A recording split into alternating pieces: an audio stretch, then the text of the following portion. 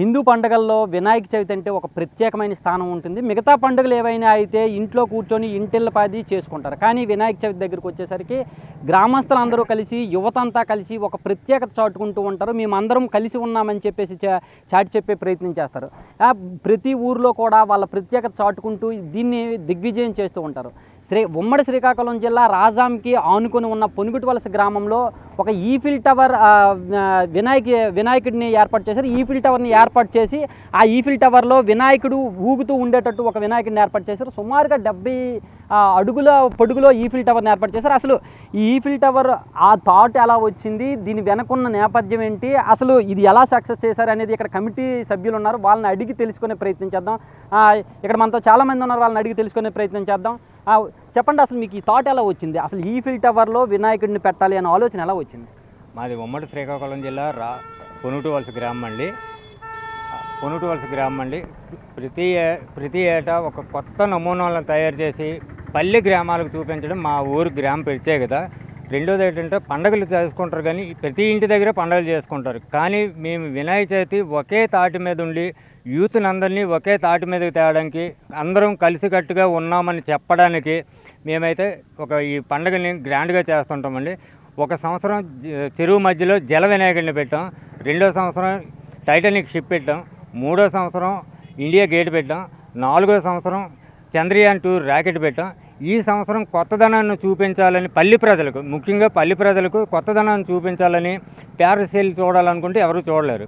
అదే పల్లి ప్రజలకు ప్యారిస్లో ఉన్న ఈఫిల్ టవర్ని చూపించాలని ఈ సంవత్సరం కొత్తగా ఆలోచించాను.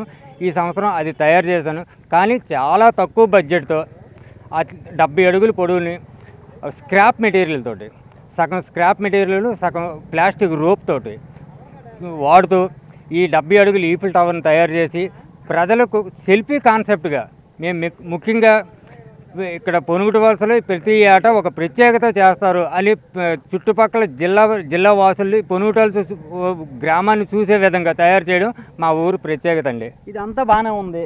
మీరు ప్రతి ఏడాది కూడా ప్రత్యేకత చాటుకుంటామంటున్నారు. అదేవిధంగా ఈ సంవత్సరం కూడా చాటుకునే ప్రయత్నం చేశారు. కానీ ఇక్కడ చూసినట్టయితే 70 అడుగులు పొడుగుంది, ఓపెన్గా విడిచిపెట్టేశారు. అక్కడ దీపం ఉంటుంది, వినాయకుడు ఉంటారు. మన 2 రోజుల క్రితం చూసినట్టయితే శ్రీకాకుళం మొత్తం వర్షంతో అతలకుతలం అయిపోయింది. మళ్ళీ ఈ వారం రోజుల్లో వర్షం పడితే దాని పరిస్థితి ఏంటి? కానీ ఎట్టి పరిస్థితుల్లోనూ పెను తుఫాను వచ్చినా చెక్కు చెదరకుండా దానికి తగ్గట్టు అన్ని విధాలుగా బంధించామండి. అదేవిధంగా బొమ్మ కూడాను ఒక ప్లాస్టిక్ ప్యారిస్ బొమ్మ కాకుండా మట్టి బొమ్మకే ఒక కెమికల్ పెట్టి వాటర్ ప్రూఫ్గా తయారు చేసామండి. తయారు చేసి ఎట్టి పరిస్థితుల్లోనూ ఎంత తుఫాను వచ్చినా ఆ బొమ్మ మీద కనీసం చినుకు కూడా అంటదు. ఆ విధంగా తయారు చేసి పెట్టడం జరిగిందండి. ఇప్పుడు ఈ మొత్తం ఈ 70 అడుగుల ఈఫిల్ టవర్ తయారు చేయడానికి మీకు ఎన్ని రోజుల సమయం పట్టింది? ఈ 70 అడుగుల ఈఫిల్ టవర్ తయారు చేయడానికి నేను చెప్పినట్టుగా కుర్రోలు చేయడానికి కనీసం 4 రోజుల్లో తయారు చేస్తామండి.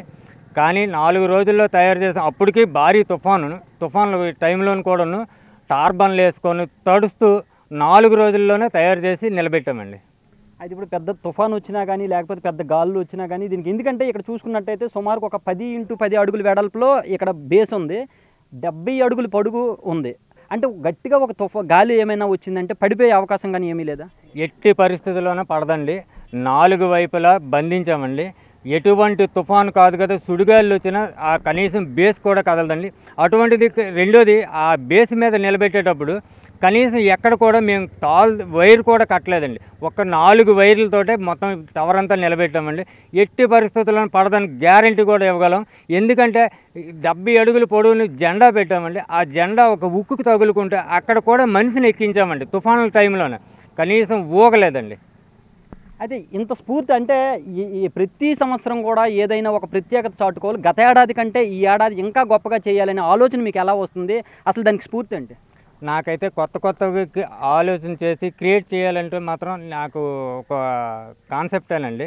ఈ సంవత్సరం ఇచ్చేసాం, నెక్స్ట్ ఇయర్ ఏది చేయాలని ఇప్పటి నుండి ఆలోచిస్తానండి. ఇప్పటి నుండి ఆలోచించి కమిటీ సభ్యులకు చెప్తాను, ఇలా తయారు చేస్తే బాగుంటుంది, ఇలాగ మళ్ళీ కొత్తదనాన్ని క్రియేట్ చేద్దామని అనుకుంటాను. అది అందరూ కమిటీ సభ్యులు ఓకే అంటే దానికైతే సిద్ధమవుతుంటామండి. అది చూస్తున్నాం కదా, వినాయక చవితి అంటే ఏదో ఇంట్లో చేసుకునే పండగ, లేకపోతే పండగ అనేది కాకుండా ఇది అందరినీ ఐకమత్యం చేసేటటువంటి పండగ. ఎందుకంటే మనం చరిత్రలో కూడా చదువుకున్నాం, బాలగంగాధర తిలక్ ఎవరైతే ఉన్నారో స్వతంత్రోద్యమ సమయంలో శివాజీ ఉత్సవాలు కావచ్చు, గణేష్ ఉత్సవాలు కావచ్చు, ప్రజలందరినీ ఏకం చేయడానికి ఆయన ఈ ఉత్సవాలు నిర్వహించినటువంటి పరిస్థితి. ఇప్పుడు వీళ్ళందరినీ చూస్తుంటే వాటి స్ఫూర్తితోనే దీన్ని నిర్మించి ప్రతి ఏడాది దీన్ని సక్సెస్ చేస్తున్నారు అని అనిపిస్తుంది. కెమెరామెన్ నాగరాజుతో Shanmukh, big TV, Srikakulam. For more videos like this, subscribe Big TV channel.